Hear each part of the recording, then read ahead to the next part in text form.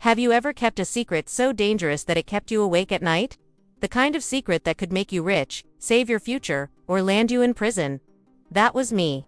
After my layoff, I didn't tell my boss about the confidential client list I downloaded.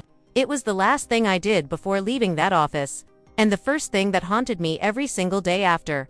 The layoff itself wasn't a surprise. The company had been struggling, rumors were flying, and whispers of downsizing were everywhere. Still, when they finally called me into that cold HR office, my stomach twisted. I sat there while they explained restructuring, changing, priorities, and all the other corporate phrases that basically mean you're out. My mind wasn't listening to them, it was racing. What was I going to do now? How would I pay rent, keep up with bills, and explain this to my family? Later, that evening, while clearing out my computer, I stumbled across that folder. Confidential Client Database. Curiosity pulled me in. Inside were hundreds of names, numbers, emails, contracts, every client the company had worked with. Every detail about what they liked, what they hated, even their budgets. It was like having a roadmap to millions of dollars in potential business. I knew the rules.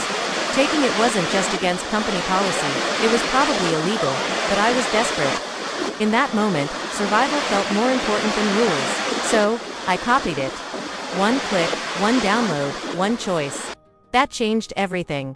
The next morning, reality hit me. I woke up unemployed, staring at my ceiling with no plan and a secret that burned like fire in my pocket. Every sound made me paranoid. Was the company checking my computer logs? Did IT know what I had done? Was someone going to call me out?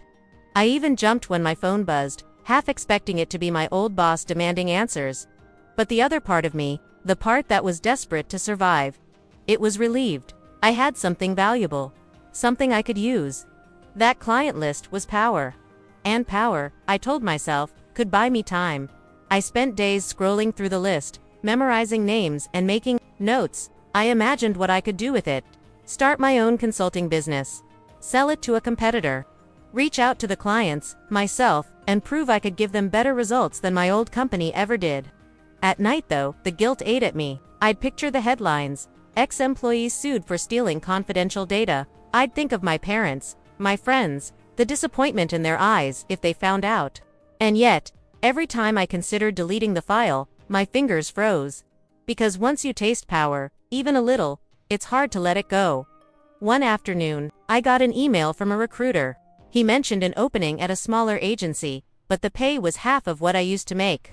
I almost deleted the email, until an idea struck me. What if I used the client list to negotiate?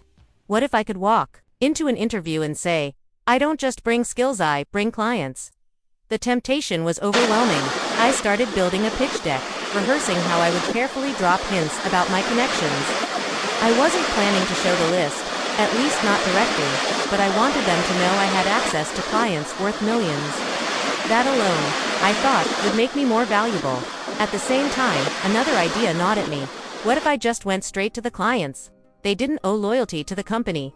Business is business, right? If I could win even 2 or 3 of them, I could launch my own agency. Independence, freedom, my own boss. But then fear would kick in again. One wrong move, one suspicious client, and I could be exposed. I kept going back and forth, trapped between ambition and fear, between survival and morality. And with each passing day, the file on my laptop felt heavier, like it was watching me, daring me to decide. Finally, temptation won. I decided to test the waters. I picked one client from the list, a mid-sized company that wasn't too big to cause noise if things went wrong, but not too small to be irrelevant. I drafted an email, pretending to be just another freelancer, offering marketing services. No mention of where I got their info. Just a cold outreach. When I hit send, my heart raced. Minutes felt like hours. Then a reply. Let's talk. That one reply lit a fire inside me. The next day, we had a Zoom call. They told me they'd been unhappy with my old company, complaining about poor communication and overpriced contracts. I listened carefully, nodding, while inside, my brain screamed, this is it. This could actually work. When I pitched my ideas, I could see their interest growing. I wasn't lying about my skills, I knew I could deliver. But the fact that I even had the chance was because of that stolen list. And that's when I realized something dangerous. Once you cross the line, it's easier to cross it again. Within 2 weeks that client signed me. I had my first independent contract. Money started coming in, and for the first time since the layoff, I felt alive again. I wasn't just surviving, I was building something new. But success came with paranoia. Every time I got an email from a client, I worried they'd mention my old company, that someone would connect the dots. I stopped sleeping well. My phone became my enemy. Every notification, a jolt of fear. Yet, the money and validation pushed me forward. Soon, I reached out to another client from the list, and then another. Slowly, I was stacking contracts, stacking income, stacking proof that maybe this was worth it. But deep down, I knew I was building on stolen ground. And stolen ground never stays solid forever. Then came the first close call. One afternoon, I got an email from my old boss. Just a friendly check-in, he said. "How are you holding up after the layoff?" he asked, but the timing felt too suspicious. My chest tightened. Did he know? Was this his way of baiting me into admitting something? I typed 3 different replies before finally sending a short, polite, "I'm doing okay, thanks." For the rest of the day, I couldn't focus. I imagined the company lawyers drafting lawsuits, investigators tracking my emails, clients whispering about me. The paranoia grew so loud it drowned out everything else, and then, to make it worse, one of the clients I had approached casually mentioned, "Funny thing, we used to work with your old firm. You sound like you know them pretty well." My palms sweated. My throat went dry. I laughed it off, but inside, I knew I had danced too close to exposure. That night, I sat staring at the client list, my laptop glowing in the dark. I thought about deleting it, walking away while I was still ahead. But then another voice whispered, "You're just getting started. Why stop now?" I realized I was at a turning point. I could double down, expand, and risk everything, or I could step back and build my business without relying on the list anymore. In the end, I made a decision that surprised even me. I deleted the file. Watching it disappear from my screen felt like lifting a weight off my chest. But here's the twist.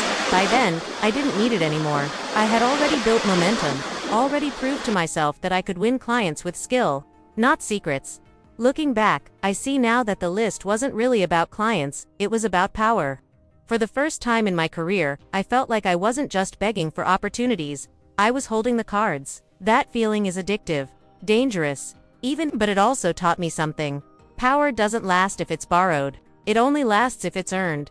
By taking that risk, I learned how to pitch better, how to negotiate harder, how to stand on my own. Ironically, the thing that could have ruined me ended up shaping me. In the months that followed, I worked harder than ever. I networked, I cold called, I pitched nonstop, and slowly, my business grew without the stolen list. I started building a reputation, one that wasn't tied to my old company or my desperate choice. Some nights, I still thought about what could have happened if I'd been caught. The lawsuits, the shame, the regret. But instead of letting that fear haunt me, I let it guide me. Every deal I made cleanly felt like redemption. Every client I won fairly was proof that I didn't need shortcuts anymore.